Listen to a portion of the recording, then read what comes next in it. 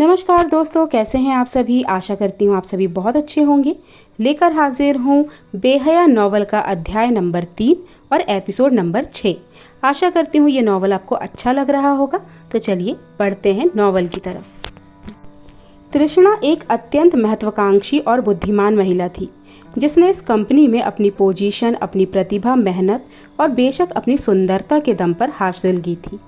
अपनी नुकीली pencil heel से लेकर तीखी जुबान तक कब किसका कैसे उपयोग करना है वह सब जानती थी। मर्द उसे पसंद करते थे और औरतें नापसंद। उसे बखूबी पता था कि बड़ी डील्स को हथियाने में उसे अपने रूप को कैसे इस्तेमाल करना है। वह लगभग 30 साल की बेहद चालाक और शातिर महिला थी। बस 3 साल के भीतर ही उसने इस कंपनी में रिसेप्शनिस्ट से क्रिएटिव राइटर तक का सफ़र तय कर लिया था। कुछ सालों में उसने एक और बड़ी छलांग लगाई और अब कंटेंट हेड बन चुकी थी। कुछ लोगों का यह भी सोचना था कि इस ओहदे तक पहुंचने के लिए वह अपने सभी बॉस के साथ सोई है। अफवाहें तो यह भी थी कि तृष्णा काफ़ी समय से भास्कर को खुश करती आई है, जिसके कारण उसे यह पद मिला है। तृष्णा सिया का बहुत सम्मान करती थी। उसके एक रिसेप्शनिस्ट से लेकर कंटेंट राइटर बनाने की ट्रेनिंग के पीछे सिया का ही हाथ था। युवा और उत्साहित तृष्णा को सिया में एक सलाहकार और मार्गदर्शक मिला, जिसने उससे के सीखने के जोश और कमाने की भूख को पहचाना। उसने तृष्णा को पहले छोटे रिसर्च वाले काम दिए और उसके बाद वह उसे महत्वपूर्ण मीटिंग्स में लेकर जाने लगी। मीटिंग के टाइम कोऑर्डिनेशन से लेकर डिस्कशन नोट्स तैयार करने तक तृष्णा ने सब कुछ बहुत जल्दी सीख लिया। इसके बाद सिया ने उसकी रुचि के अनुसार उसे राइटिंग असाइनमेंट्स देना शुरू कर लिया। सिया जानती थी कि तृष्णा लिखने में बहुत अच्छी है, बस उसे थोड़ी गाइडेंस की ज़रूरत थी। तृष्णा तलाकशुदा थी। कुछ लोग यह भी मानते थे कि खराब शादी से निकलने में सिया ने ही तृष्णा की मदद की थी, क्योंकि उसका पति शराबी और निकम्मा था।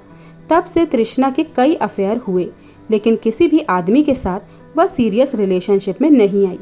उसके पास खुशहाल जिंदगी जीने और घूमने फिरने के लिए ढेरों दोस्त थे, जिनमें ज़्यादातर पुरुष थे। अब तक अभिज्ञान के पास तृष्णा के बारे में काफ़ी जानकारी इकट्ठा हो गई थी। उसने तृष्णा से रोज़ बातचीत करनी शुरू कर दी, ताकि उनके बीच पुणे की मीटिंग से पहले एक अच्छा तालमेल बन सके। मीटिंग के लिए बस 2 ही दिन बचे थे। सब कुछ लगभग तैयार था।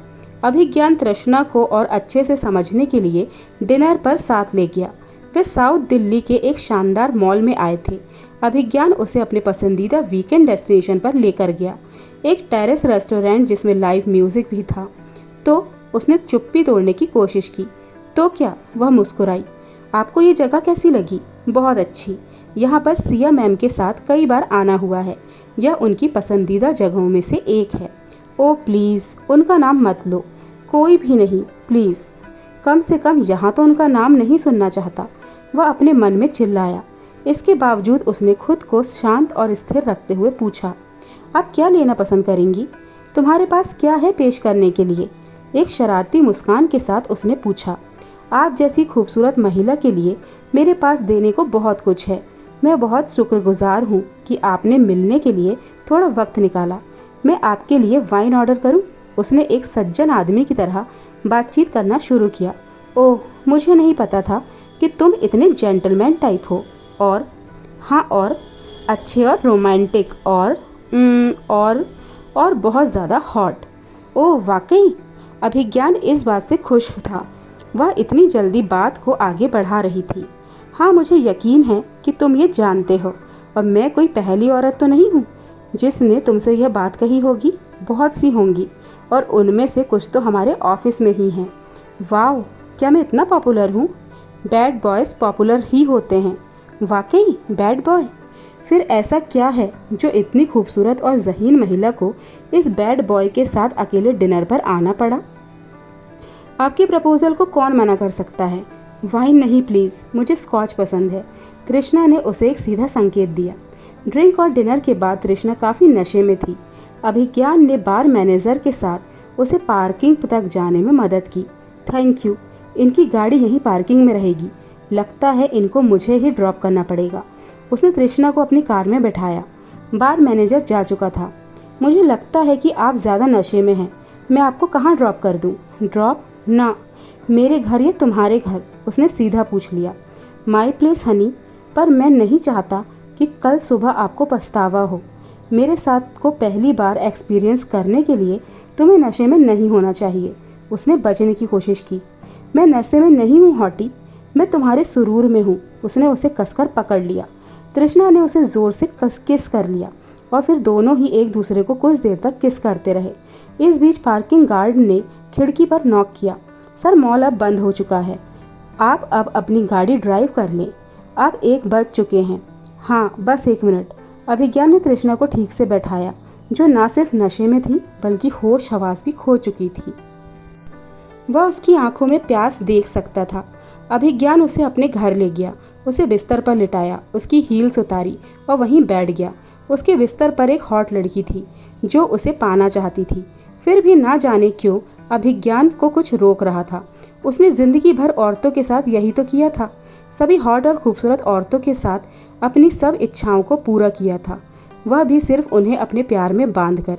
उसके पास एक हैप्पी लव लाइफ थी, या सच कहें तो अच्छी सेक्स लाइफ। लेकिन आज वह उस औरत को छूना भी नहीं चाह रहा था। अभी वह तृष्णा के बारे में सोच ही रहा था कि तृष्णा ने उसे अपने पास खींच लिया और उसे किस करने लगी। इससे पहले कि वह कुछ रिएक्शन देता, तृष्णा ने उसके कपड़े उतारने शुरू कर दिए और इस तरह से उस रात उन दोनों के बीच की सारी दूरियां मिट गई। तृष्णा सो चुकी थी। अभिज्ञान ने एक सिगरेट जलाई और बालकनी में बैठ गया। ये क्या हो रहा है? मेरी उम्र ढल रही है या ये कुछ और है? वह अपने दिमाग पर जोर डालकर उस बात को याद करने की कोशिश कर रहा था जिसने उसे रोक दिया था। उसे सही से कुछ याद नहीं आ रहा था। वह नशे में था और थका हुआ भी। सोफे पर ही उसकी आंखें लग गई। गुड मॉर्निंग अभिज्ञान, उठो। तृष्णा उसके सामने खड़ी थी। Who is it? अभी भी नींद में ही था और वह मुश्किल उसका चेहरा देख पा रहा था। मैं हूँ तृष्णा, उठो। वह मुस्कुराई और उसने उसकी पीठ थपथपाई। तुम मेरे रूम में क्या कर रही हो? अभिज्ञान ने आश्चर्य से पूछा। क्या तुम अभी भी होश में नहीं हो? वह चिढ़ गई। What? Oh my god, I am sorry, मुझे अभी थोड़ा वक्त दो। वह खीसे निकालकर बोला। वह भी मुस्कुराई। सो? हाँ तो तुम तो जंगली हो, बिल्कुल जंगली बिल्ली। उसने अपनी हैरानी को ढकने की कोशिश की। हाँ मैं हूँ, मैं ये जानती हूँ, लेकिन तुम्हें क्या हो गया है? मुझे तो तुमसे थोड़े और ज़्यादा की उम्मीद थी कि तुम तो हॉट हो, लेकिन ऐसा लगा तुम थके से थे और खोए खोए से। नहीं तो ऐसा नहीं है। हाँ, बस थक गया था और यहाँ काम का बोझ भी बहुत है। मुझे इंडिया पसंद नहीं है। उसने एक वाहियात बहाना बनाया। मैं समझ सकती हूँ, और तुम पूरी रात सो भी नहीं पाए। तृष्णा ने एक शरारती मुस्कान बुखेरी। वह मुस्कुराया। उसके होठों पर एक नकली मुस्कान थी। यानी तृष्णा को लगा कि मैं खो गया था, पर ऐसा क्यों? कम ऑन अभिज्ञान, क्या कर रहे हो तुम? अपना नाम डुबो दोगे। ऐसा होने से रोकना होगा। उसने खुद से बात करते हुए अपना उत्साह बढ़ाना शुरू किया। ऑफिस के रास्ते में उसने तृष्णा से पूछा, तुम्हें ऐसा क्यों लगा कि मैं खो गया था? मैं तो बस तुम्हारी खूबसूरती को अपनी बाहों में और ज़्यादा महसूस करने की कोशिश कर रहा था। सच, मैं कितनी नासमझ हूँ। मुझे लगा कि तुम मेरे अंदर किसी और को तलाश कर रहे हो। जिस तरह से तुम मुझे देख रहे थे, मुझे लगा कि तुम मुझे पहचान ही नहीं पा रहे हो। उसने शर्माते हुए कहा। कम ऑन बेबी, मैं तुम्हें ही देख रहा था। तुम बहुत सुंदर लग रही थी। तुम्हारा चेहरा चमक रहा था। मैं तुम्हारी आंखों में अपने पैशन की झलक देख रहा था। अपने आप को देखो, तुम आज एक टीन एजर की तरह दिखाई दे रही हो। अच्छा, वह शर्माई। जैसे ही दोनों साथ में ऑफिस में घुसे, खुसुर फुसुर शुरू हो गई। Good morning ma'am. तृष्णा ने सिया को विश किया और जवाब में सिया ने मुस्कुराते हुए सिर हिलाया। सिया ने पीले रंग की साड़ी पहनी थी जिसका बॉर्डर मैरून था। वह साड़ी उनके ऊपर खूब जच रही थी। बहुत हल्का सा मेकअप, एक छोटी सी बिंदी और झुमके। वह नज़ाकत वाली खूबसूरत लग रही थी। अभिज्ञान अपनी नज़रों को उसके चेहरे से हटा नहीं सका। वह प्रशंसा भरी नज़रों से बार बार उसकी ओर देखने को मजबूर था। पकड़ लिया। नाम्या ने उसके कान में धीरे से फुसफुसाया। क्या? उसने मासूमियत से पूछा। मैंने आपको देखा। एक्सक्यूज़ मी, आप सिया मैम को घूर रहे थे। तुम पागल हो क्या? नहीं, पर शायद आप उनसे आकर्षित हो रहे हैं। आज वो कुछ ज़्यादा ही खूबसूरत लग रही हैं। पता नहीं वो ब्राइट कलर्स क्यों नहीं पहनती। देखो ना ये उन पर कितना फपता है। Shut up. नो। सही में? मेरा मतलब है जिस तरह से तुम सिया की हमेशा तारीफ किया करती हो, मुझे शक होता है। उसने बात को बदल दिया और अपने केबिन की ओर चल दिया। जैसे ही वह कुर्सी पर बैठा, उसने एक सिगरेट जला ली और कंपनी में गुजारे पिछले हुए कुछ वक्तों को याद करने लगा। जो कुछ नाम्या ने कहा था वह सब उसके दिमाग में चल रहा था। मैंने कल सिया को देखा था। हाँ, मैंने सिया को देखा था, हंसते हुए मेरी बाहों में। उफ, ये क्या था? कुछ पल का सपना था जैसे, जिसके चलते मैं ओह गॉड नॉट अगेन। क्या यही वजह थी जिसके चलते मैं तृष्णा को छूने में झिझक रहा था? क्या मैं तृष्णा के चेहरे में सिया को ढूंढ रहा था, जैसा कि तृष्णा को भी लगा था? क्या मुझे उससे प्यार हो रहा है? इतने कम समय में वह सिया को सब कुछ बता चुका था, एक पुराने और गहरे दोस्तों की तरह। उसने हर एक बात उससे कह डाली थी, चाहे सिया ने कोई जवाब ना दिया हो। वह क्यों हमेशा सिया की प्रतिक्रिया और हर बात पर उसके फीडबैक का इंतज़ार करता है? क्यों वह यह चाहता है कि सिया उसके गाने सुने? उसके पास बहुत सारे सवाल थे जिनका वह जवाब चाहता था। वह फिर से प्यार में नहीं पड़ सकता। जिंदगी में अब और झटके नहीं, बकवास, नॉट अगेन, ये सब ज़रूर उसके ख्यालों, उसकी कल्पनाओं का चक्कर है। उसके चेहरे पर एक घटिया सी मुस्कुराहट आ गई। वह अपने ख्यालों को खारिज करने की कोशिश कर रहा था, खुद को समझा रहा था कि यह बस शारीरिक आकर्षण है। ये कैसे हो सकता है? इस उम्र में आकर मैं एक 16 साल के लड़के की तरह बर्ताव नहीं कर सकता, जिसे पहली दफ़ा किसी से प्यार हो गया हो। और ये सब उसके बारे में सोचकर, जो पहले से ही शादीशुदा है। मुझे इसे ठीक करना होगा। ये सब मेरे साथ नहीं हो सकता। अभिज्ञान अपने ही ख्यालों में खोया हुआ था कि उसने सिया की आवाज़ सुनी, वॉच आउट, और अब मुझे उनकी आवाज़ भी सुनाई दे रही है। वह बड़बड़ाया। तभी सिया ने उसे हाथ से पकड़कर अपनी तरफ खींचा। वह लगभग उसकी बाहों में था। सिया उस पर बरस पड़ी। क्या आप पागल हैं? करना क्या चाहते थे आप? आप अपना हाथ जला रहे हैं, और ब्लाइंड्स भी। क्या आप होश में नहीं हैं? पूरा ऑफिस जला डालेंगे क्या? वह बहुत गुस्से में थी। पूरा ऑफिस इकट्ठा हो चुका था। सिक्योरिटी गार्ड ने तेजी से फैलती हुई आग को बुझाना शुरू कर दिया। वह बस उसे घूरे जा रहा था और कुछ भी नहीं बोल सका। कुछ सहयोगी उसे मेडिकल रूम में ले गए और तृष्णा ने तुरंत उसकी हथेली पर मरहम लगा दिया। तृष्णा चिंतित थी। उसकी आंखें नम हो गई। अभिज्ञान याद करने की कोशिश कर रहा था कि आखिर क्या हुआ था और कैसे। हालांकि वह अभी कुछ सोच पाने की स्थिति में नहीं था। उसने अपने चारों तरफ देखा तो समझा कि अभी अभी उसने किया क्या है। जब वह अपने ख्यालों में खोया हुआ था, शायद गलती से उसने अपनी सिगरेट से ब्लाइंड्स को जला दिया। यह एक बहुत बड़ा एक्सीडेंट हो सकता था अगर सिया उसके पास टाइम पर नहीं आती। लेकिन वह मेरे कैबिन में क्या करने आई थी? वह अभी भी सिया के बारे में ही सोच रहा था। दर्द हो रहा है? तृष्णा ने उससे पूछा। ज़्यादा नहीं। उसने वर्तमान में लौटने की और फिर से ना खोने की कोशिश की। तुम आखिर सोच क्या रहे थे? कल भी तुम ऐसे ही खोए हुए थे, तृष्णा ने शिकायत भरे लहजे में कहा। आउच, ये जलन तुम्हारे साथ जलने से बेहतर नहीं है, अभिज्ञान ने तृष्णा की तरफ देखते हुए जवाब दिया। तृष्णा शर्मा गई। यह जान लेने के बाद कि ज़्यादा नुकसान नहीं हुआ है और आग के बढ़ने की उम्मीद नहीं है, तब सिया मेडिकल रूम में आई। प्लीज़ इन्हें थोड़ा पानी दीजिए, सिया ने ऑफिस बॉय से कहा। तो मिस्टर अभिज्ञान सूर्यवंशी, अब आप कैसा महसूस कर रहे हैं? फीलिंग बेटर, उसने एक सहमे हुए स्कूली बच्चे की तरह जवाब दिया। ग्रेट, तो मैं आपके केबिन के रेनोवेशन को आपके प्रोफेशनल चार्जेस में एडजस्ट कर दूंगी। ये ठीक रहेगा? आपको कोई समस्या तो नहीं होगी इससे? मैं मानता हूँ कि गलती मेरी है। उसने अपने आप को थोड़ा निडर दिखाने की कोशिश की। इस गंभीर बातचीत को देखते हुए तृष्णा और बाकी लोग रूम से बाहर चले गए। सिया बैठ गई। उसने उसके जले हुए हाथ को देखा, फिर उसे फायर सेफ्टी और कंपनी पॉलिसीज़ के बारे में बताया। सिया की आवाज़ बस उसके कानों तक ही पहुंच रही थी, क्योंकि वह सुन कुछ भी नहीं रहा था। कितनी खूबसूरत आवाज़ है इनकी। वह सिया की आंखों में डूब रहा था। गेहुआ सुनहरा सा रंग, मखमली होठ, लंबे बाल। ओ यस, कितने खूबसूरत बाल हैं, लंबे और चमकदार। और साड़ी इनके फिगर को कितना सूट करती है। ये साड़ी बहुत अच्छे से पहनती हैं, और जो कुछ भी पहनती हैं उसमें कितनी अच्छी दिखाई देती हैं।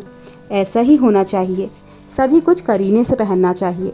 अभिज्ञान मन ही मन बातें कर रहा था और हैरान सा नजर आ रहा था। अभिज्ञान, क्या आप मुझे सुन पा रहे हैं? अभिज्ञान। सिया ने उसकी फैली हुई आंखों के सामने अपना हाथ लहराया। अरे हाँ, बिल्कुल। उसने ध्यान से सब कुछ सुनने का दिखावा किया। मुझे लगता है कि आपको ब्रेक की ज़रूरत है। कब से आपने ब्रेक नहीं लिया? नो, हाँ शायद। मुझे लगता है कि शायद आपको भी कुछ रिक्रिएशन की ज़रूरत है। तो आज आप मुझे हॉलीडे पैकेज बेच रही हैं? अभिज्ञान ने सवाल किया। वे दोनों ठहाके मारकर हंसने लगे। अभिज्ञान सही था, वह सिया ही थी जिससे वह सबसे ज़्यादा और हर तरह की बातें करने लगा था। वह उसके साथ अपनापन महसूस करता था और कभी कभार बेचैनी भी। क्या आपको एहसास है कि मैं हर बात आपके साथ शेयर करता हूँ, पर्सनल प्रोफेशनल सब कुछ? उसने कहा। ओके। सिया काफ़ी धैर्य से सुन रही थी। What okay? वह ओके से कुछ ज़्यादा की उम्मीद कर रहा था। हाँ, मुझे पता है कि आप बहुत अच्छी बातें करते हैं। तो? उसने पूछा। सिया, आपको इस बात पर नाज होना चाहिए। मैं इस दुनिया में कभी किसी को कुछ भी नहीं बताता, अपने दोस्तों के साथ भी कुछ शेयर नहीं करता, लेकिन मैं आपको सब बताता हूँ। उसने अपनी प्ले बॉय की इमेज बरकरार रखने की कोशिश की। क्या हम?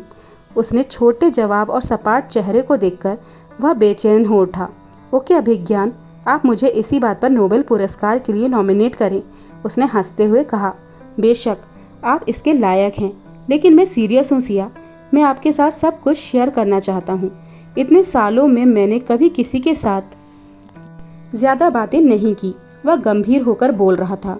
मुझे कैसे पता होगा? सिया ने बेपरवाह होकर कहा।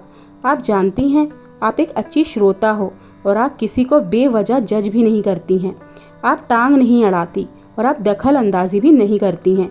क्या हम दोस्त बन सकते हैं? उसने बेहद औपचारिक तरीके से पूछा। क्या हम पहले से ही दोस्त नहीं हैं? सिया ने पूछा। इस तरह नहीं, आप मेरे साथ फ्रेंडली हैं, मेरे लिए अच्छा सोचती हैं, उसने उत्तर दिया। फिर किस तरह? वह उत्सुक थी। Like friends, buddies. मेरा मतलब है एकदम पक्के वाले दोस्त, जो ज़रूरत वक्त पर एक दूसरे के लिए खड़े हों। आप समझ रही हैं? अपने दिमाग पर ज़्यादा जोर मत डालिए अभिज्ञान। दोस्त बनाए नहीं जाते, आप किसी के साथ भी दोस्त बन सकते हैं, खासकर जब आप किसी के साथ सहज हों। तो परेशान मत होइए, छोड़िए इसे, उसने बात को ख़त्म करते हुए कहा। हाँ, सहज होना, पर क्या आप हमेशा से ऐसी हैं? कैसी? जैसे कि डिक्टेटर टाइप? सिया सिर्फ मुस्कुराई। हाँ। और आप सबकी ज़िंदगी अपने मुताबिक चलाना चाहती हैं? बिल्कुल भी नहीं। अच्छा, तो चारों तरफ देखिए, लोग आपसे डरते हैं और फिर भी वो इस ऑर्गेनाइजेशन को नहीं छोड़ते। आपने उन्हें फंसा कर रखा है, लेकिन वो शिकायत भी नहीं करते। आप उन पर एक क्वीन की तरह शासन करती हैं। आपका मतलब तानाशाह? हाँ, वही। अभिज्ञान, आप लगभग 45 मिनट से बात को घुमा फिरा रहे हैं। प्लीज़ मुद्दे पर आ जाएं, उसने कहा। नहीं, मैंने ठीक कहा। हाँ, मैं केवल यही कहना चाह रहा था, उसने मुश्किल से जवाब दिया। पक्का? हाँ, यकीनन। Great, all the best. आपकी मीटिंग और ट्रिप के लिए फिर मिलते हैं। वह रूम से बाहर चली गई और अभिज्ञान अब सोच रहा था, ये मुझे क्या होता जा रहा है। जब वह मेरे आसपास होती हैं, मैं अच्छी बातें करना चाहता हूँ और मैंने उन्हें एक तानाशाह कह दिया। मैं क्या कर रहा हूँ? क्या मैं कंट्रोल खो चुका हूँ? उसने खुद को पुणे डील और तृष्णा पर फोकस करने की याद दिलाई। ओह, अब अगले 3 दिनों के लिए कोई और एजेंडा नहीं। तो दोस्तों, आज के लिए बस इतना ही। इसी के साथ ही इस बुक का तीसरा अध्याय भी समाप्त हो जाता है। तो आज हमने जाना कि अभिज्ञान किस तरह का आदमी है। वो एक प्ले बॉय टाइप का आदमी है, मगर इस तरह का होने के बावजूद वो सिया के लिए एक बहुत ही अच्छी तरह की फीलिंग महसूस कर रहा है।